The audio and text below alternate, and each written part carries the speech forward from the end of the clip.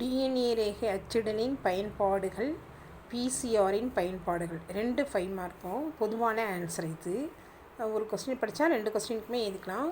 ஈஸியாக எப்படி எழுதலாங்கிறத ஒரு சிம்பிளிஃபை பண்ணி எழுதி உங்களுக்கு கொடுத்துருக்கேன், படிச்சுக்கோங்க. நோய்களை கண்டறிய பயன்படுகிறது. மருத்துவத்துறையில் நோய்களை கண்டறிய பயன்படுகிறது. தடய அறிவியல் துறையில் பயன்படுகிறது. தடய அறிவியல் துறைன்னா யார் குற்றம் பண்ணியிருக்காங்க, யார் கொலை பண்ணியிருக்கிறாங்க, இங்கே திருடனா என்னான்னு துப்பறியும் பண்ணுறதுக்கு தடய அறிவியல் துறையில் டிஎன்ஏ வச்சு கண்டுபிடிப்பாங்க. அதை மரபு வழி இன வரலாற்றை மற்றும் மரபு வழி குறைபாட்டையும் கண்டறிய பயன்படுகிறது.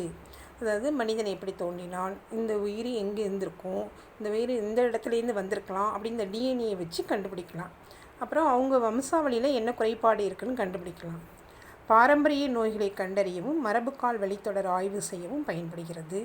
மரபணு சிகிச்சையில் குறிப்பிட்ட டிஎன்ஏ துண்டங்களை உற்பத்தி செய்து பெருக்குவதற்கும் பயன்படுகிறது. நமக்கு எந்த டிஎன்ஏ வேணுமோ அது சின்ன குட்டியோடு கிடச்சதுன்னா அதை பெருசுப்படுத்தி பார்க்குவதற்கு பயன்படுகிறது. அதன் மூலம் நம்ம குற்றவாளிகளை அடையாளம் காண உதவுகிறது. 5 மார்க்கில் வரும் டிஎன்ஏ ரேகை அச்சிடலின் பயன்பாடுகள், பிசிஆரின் பயன்பாடுகள்.